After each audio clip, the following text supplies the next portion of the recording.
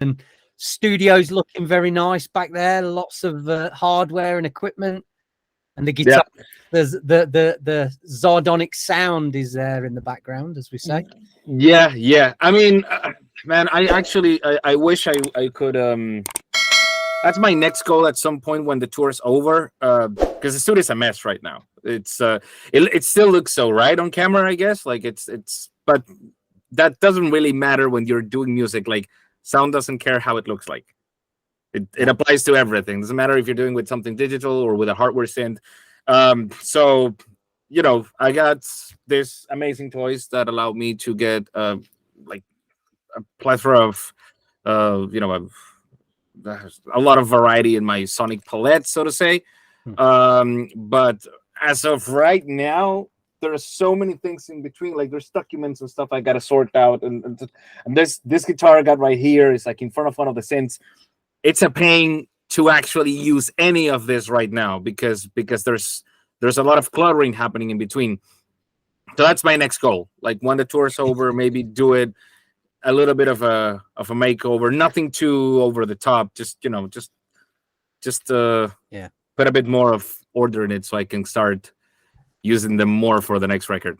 Yeah, how many producers say that though? I'm going to tidy my studio. I'm going to tidy my studio. It'll get done. And you put it back and back and back. So I don't think you're alone there, buddy. I think we all suffer with that quite a bit, don't we? So, and I can see some classic stuff back there as well with the instruments back there and the keyboards. You got some real classic sounds there, haven't you? You've been collecting all that stuff for a while then? Is some of it quite old?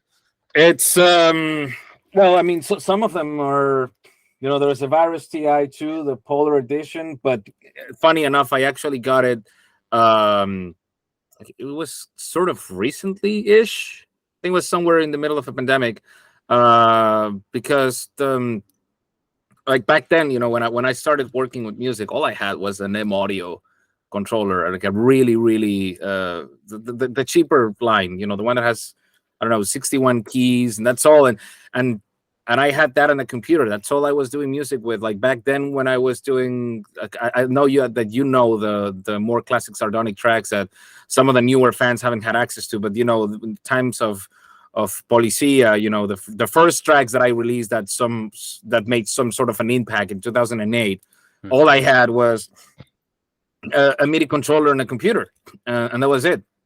Yeah. Then I slowly started getting into, I had no idea how to really handle synthesis back then. It was just me fiddling with knobs until something made some sense to me. And then I slowly started learning, you know, proper synthesis. I started basically, now I know what I'm doing whenever I'm fiddling with any of those knobs. Now I design with intention. And one of the things that helped me learn that was working with hardware synths. I mean, don't ask me why. It just didn't dawn on me when I was using digital synths. I just did not understand the interface. Like, what is this oscillator LFO? I was completely confused, and I'm a bit stubborn. I don't like theory. I just can't. When someone's like trying to explain something to me, it just becomes way more confusing. So the best way for me to discover that was maybe get a hardware synth and then discover on my own. Don't ask me why, because the interface is similar to a VST, but it just, that was the way it dawned on me. As I'm moving the knobs, like as I'm touching them, that's when I had those eureka moments of, oh, okay, this is what an envelope does. This is what an LFO is doing. Okay. And then I just went back and I started making all these sounds that I was so happy with. And eventually that turned into me actually working on factory presets for Arturia, for G4 software, which is something that I never really saw myself doing. I was just, I never thought of myself to be capable of doing any of that. And then people started to actually like ask me, hey, we like that sound. Like, would you like to do some presets for us? And then, you know, it started getting more and more and more. And now I'm, you know, it's a never ending rabbit hole. That's why you now see all these synths, because it's like, now I want to, I feel like now I know what to do with the synths, and it gets me where I want to go. Yeah, it's like the practical, isn't it? I'm very much the same. You know, if somebody gives me a piece of paper written down instructions, I've got no chance in following it. But when I get into the practical and use my hands and get stuck in there, it all becomes a little bit more apparent, and I probably learn a lot quicker as well. So I fully get where you're going with that. I can see a few other things on your other shoulder as well. Some of these keyboards. What do you have on the other side? On this side or on the other side? Yeah, no, you're right. The first one. So over here, I've got a GRP synthesizer A2 by the Italian company GRP synthesizer. I went to a, I forgot the name of the music convention, but it was a something like a smaller NAMM, so to say, happening in Rome. And they had a lot of really cool things, and I saw this and was like, whoa, this sounds great. Like, what is this? And then apparently it's a bit of a boutique company, and they've got, I don't know, clients like Jean-Michel Jarre or whatever. Like this, he's got like a bunch of them, and I was like, hey, this is cool. And the price seemed okay for what it was. Like it didn't seem too overpriced. It was still a bit steep, but I saved a little and I got that one. No discounts, no favors, no I'm Zardonic, and I'll do a post and get some likes for that. Sometimes people are nice enough to do that, and but I try to make sure that whenever I'm collaborating with a brand, it's completely free of I try to keep it as free of bias as possible. Basically, if I play a synth and I don't like it, I don't even entertain the conversation. No. It has to be authentic first. The next one is an Arturia Mini Brute, but I had someone modify it for me, so we got rid of the keyboard, and he built like a small casing around it. Looks really nice. The next one is a bit of a rarity these days, especially because of what's going on right now with with the whole Russia and Ukraine situation. That's a Polybox. It's a desktop edition. The new one, they did like 100 units of them only. I think you can still buy one that I found on a German store. I would recommend anyone to buy that. Like none of these people are associated with any Russian government companies or any funds. They're not, they're not on the. It's a safe buy right there. Non-political hardware. it's non-political hardware. There you go. And I mean, I've always been a huge fan of the sound of the Polybox.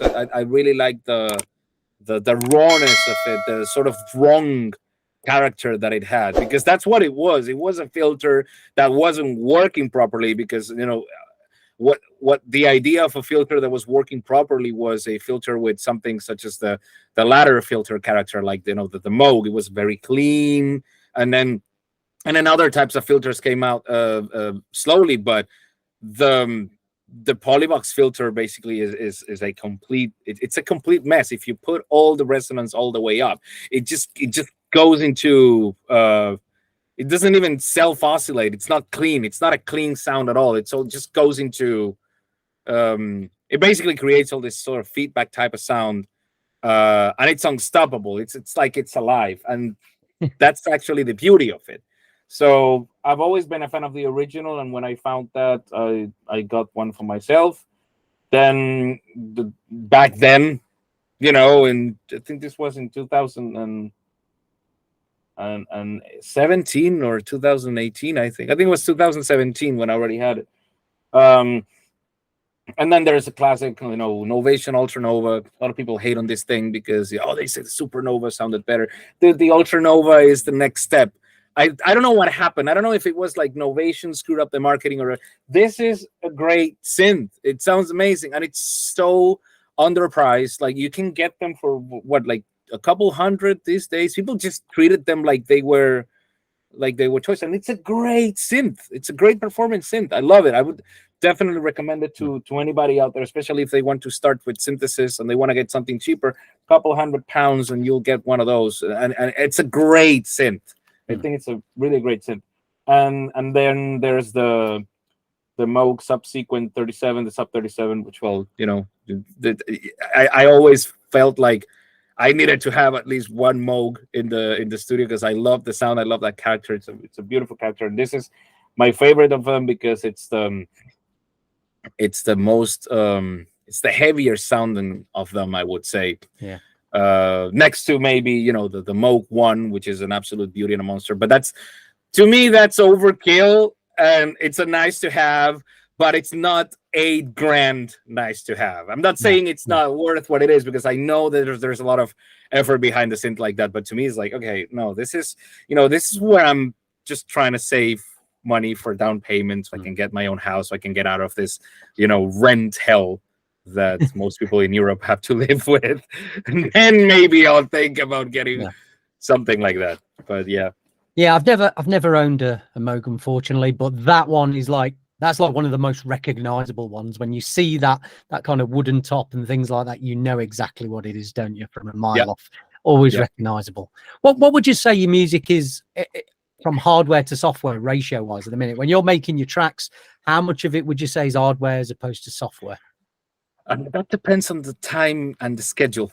Because that's the thing, you know, when you're working with hardware, it requires a bit of extra love, a bit of extra time. You know, you have to sit down, design. At least in my case, I'm most of the time I don't. So you've been a bit more inventive when you're using the hardware. You're taking a bit more time with it to invent sounds more and exactly. And I don't like most factory presets in most hardware synthesizers. I think that the only way I know the capabilities of a synthesizer is if I get my hands on it. So I'm always pushing it to the limits, and then I go down from there. I've seen that too many, you know, factory presets in a lot of hardware synths are very like bread and buttery kind of sounds, and I'm like, I don't need any more of that. So I'm trying to be like, how can this specific modulator take you know, take this into a place that it hasn't been before, so to say. And that takes some time. So I've made, you know, some of them have preset recall, some of them don't. So I try to use the, you know, I try to design presets as much as I can. And if there's no preset recall, then, well, that means that you got to sit down and you do something and you record it, and that's it. Yeah, it's gone. That's the beauty of it. So, you know, it does require a bit more time.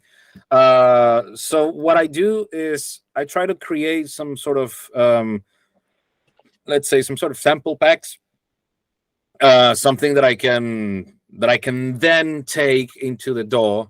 Like I'll take a day or two just fiddling with sound. Sometimes it's just experimental. Sometimes it's intentional. Like I'm gonna make some bass here, and this preset's good, and this would make a great pad. This is a noise that I like. I'm getting some loops from here, and then I create those packs, and I take those sounds then into whatever projects I'm working on, if they work, and if they don't, then I'm using for something else later. That's also, well, that's something that I started to do as well in the early 2010s, because I realized I wanted to have more of my own personal sound, even if it meant, you know, not knowing too much or fiddling around. But it just took me more time, of course, because I didn't know what I know now about synthesis. But I wanted to find sounds that would just make sense to my ears and to my style. So I had already done I had already a similar approach when I was working with VSTs, but now that I have more intention when my hand reaches the knob, it's a bit faster. But then I found out that it's so much faster to work with VSTs and so much more convenient, you know, because you don't have one synth, you can have a copy of it and just many copies of it as your computer can handle. So it's definitely a benefit. So that's why I'm not very, you know, whenever I have to like pick a team, I'm out. A team red and team blue, and let's all kill each other because I like analog synths and you like digital synths. That's retarded. I hate it. It's a part of the human experience that I absolutely abhor. What's up, everyone? Lee UHF here, the host of Yo DNB Raps. Thank you for watching our videos. If you like what you're hearing and seeing on the channel, please make sure you're subscribing to it. Please make sure you thumbs up the videos, and more importantly, let's get some comments going as well. It really helps the channel, and in order for us to provide this content to you, we do need the channel to grow. So we can't do this without your help. Hope you enjoy the video. Speak to you soon.